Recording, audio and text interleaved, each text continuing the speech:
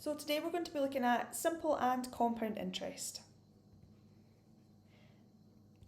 So interest rates are different for different bank accounts, and when you're looking to open a bank account, you're going to be looking for the best interest rates, particularly if you are looking to save money.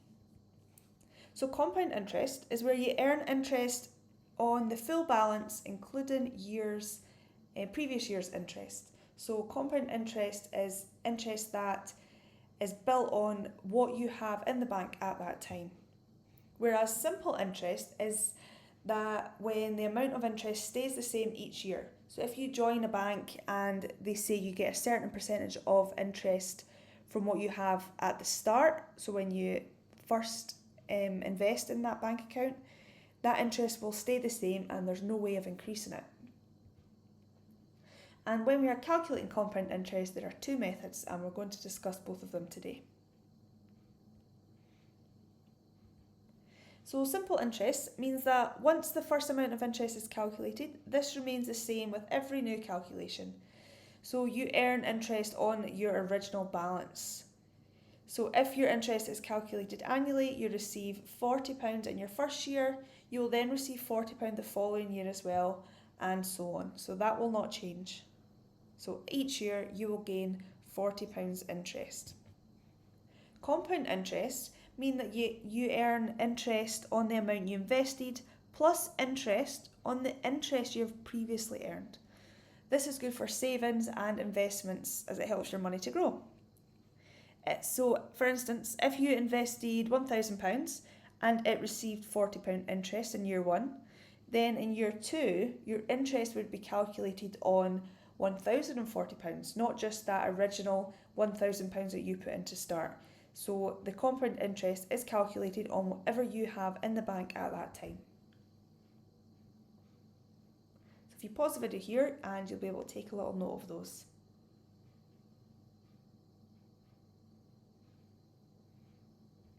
Okay, let's look at some examples. So first example is going to be on simple interest.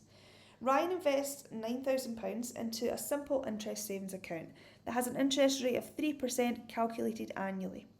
How much will Ryan have in his savings account after 4 years? So we first need to work out the interest on the original value, which is £9,000. So we need to find 3% of £9,000, and to do that we do 3 divided by 100 times 9,000.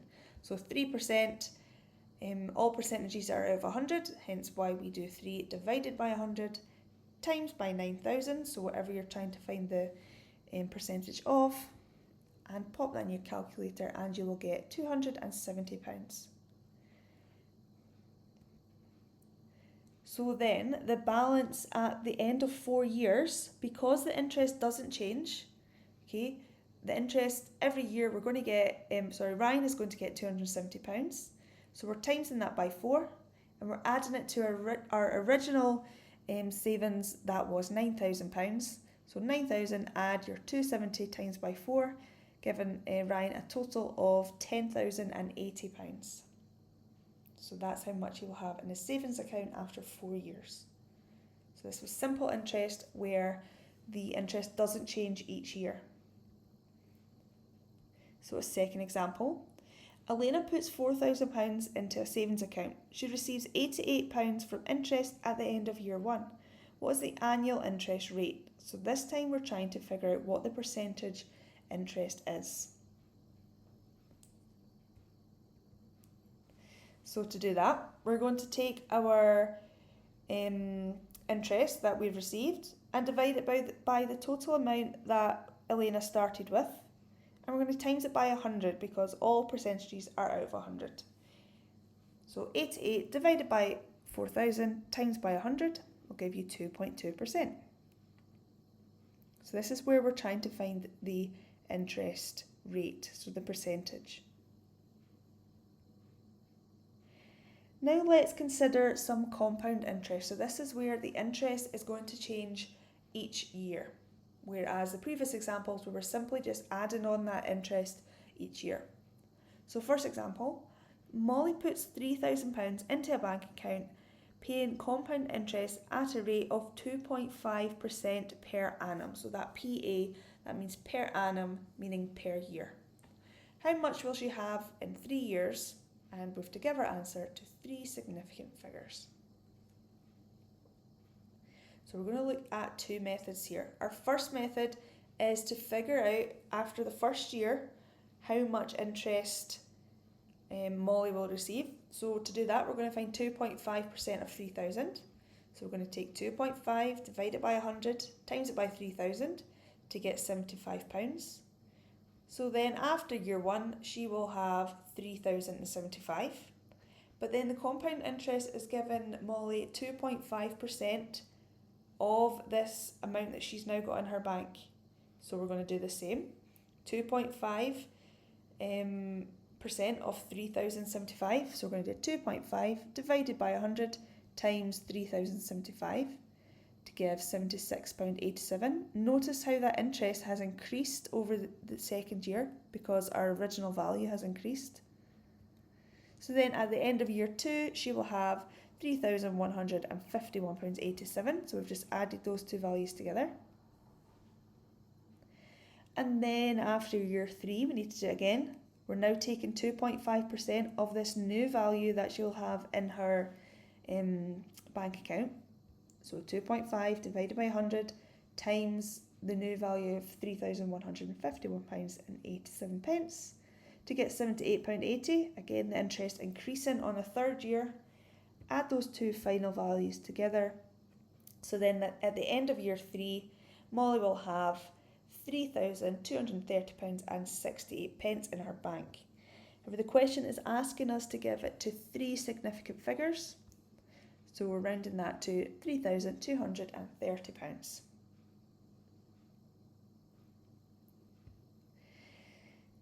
At the start I mentioned that there was 2 methods to do it, to calculate compound interest. Now this is going to be the quicker method, but it's totally up to you what one you prefer to do.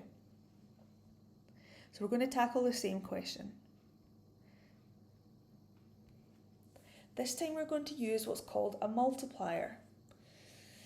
And to do this, because we are finding 2% increase, okay, so we're starting with our original value and we're going to increase it by 2.5%. So this 100 represents our 100% being our 100% our total original value. And then we're going to add on 2.5% because that's our interest rate. So in total we will be finding 102.5%. But to get it into a decimal form, because that's how we need our multiplier to be, we're going to divide it by 100. So this is our starting 100% value, adding on our 2.5% because it's a 2.5% increase, divided by 100 to get it into a decimal form. And then what we have to do is take our original value of 3,000, and it's called the multiplier because we are going to multiply it, and it needs to be to the power of 3 because we're doing the same step 3 times and it's over 3 years. So this is essentially the same as saying 3,000 times 1.025 times 1.025 times 1.025 happening 3 consecutive times. But we shorten it down by using your scientific calculator. You can put it to the power of 3 and you will see you get the same answer as previously. I'm rounding it to 3 significant figures. So it's totally up to you what way you prefer to do it. Okay, let's look at a second example. Calculate the compound interest when £10,000 is invested for 4 years, earning 4.5% interest per annum. Give your answer to the nearest penny. So we're going to use a quicker method to do this, but again, it's up to you which way you prefer. You could do it over 4 years, but just means you'd have to do the same calculation 4 times with your new value that you would have in the bank. So to do this, we're going to first start by finding our multiplier. So we've got our 100%, which is just whatever our starting value is, that represents 100%. because we're going to do a 4.5% increase, we're going to do 100%, add 4.5% to give us 104.5%, divide it by 100 to get it into a decimal form, so we've got 1.045. And because we are going to be doing this over 4 years, we're going to take our multiplier 1.045 to the power of 4 because it's over 4 years. If it was over 5 years, it would be to the power of 5. If it was over 10 years, it would be to the power of 10. However many years or whatever the time lapse is goes as your power, and then you're just multiplying by your original value of 10,000 in this case. Pop that into your calculator and you will get 11,925.186, but we need to round it to the nearest penny because we're dealing with money, it absolutely needs to make sense. So to the nearest penny, that would be £11,925 and 19 pence. And then the question is asking us just to calculate the compound interest. Okay, so we need to be reading our questions super careful and making sure that we're answering the questions. Always go back, read your question, make sure we're answering it. We're not looking for the total amount in the bank, we're just looking for the compound interest. So to figure that out, we're taking what is the total amount in the bank and taking off our original value to get our compound interest that's been added in total, which is £1,925 and 19 pence. Okay, let's look at this last example. So you've been given £2,000 to invest. TSB have a savings account which pays 2% interest for the first year and then 1.6% interest in the following years. How much money would you have after 5 years? Okay, so we need to be careful here because there's two different interest rates for different years.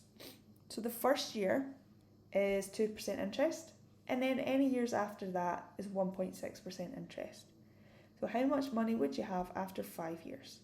So we're going to work out what we would have after the first year as our first step. Okay, so it's 2% of 2,000, so 2 divided by 100 times 200 to give us 40, and then add that on to give us 2,040. So that's how much we would have after our first year. And then the last remaining years, so 2 to 5, meaning that the remaining 4 years, we're going to use a multiplier to make it a little bit easier for ourselves. So we're thinking about our original 100%. We're increasing it by 1.6% because that's our new interest rate for the following years. So 100% add 1.6% to give us 101.6%. Divide it by 100 because we need it in decimal form to give us 1.016. And that's going to be a multiplier that we're going to calculate over 4 years. Therefore, we've got our multiplier to the power of 4 times our value after year 1. Okay, it's not this original value because we've already calculated our interest after year 1. And then this new multiplier, this new percentage interest rate is being applied to year 1's balance to get £2,173 and 73 pence.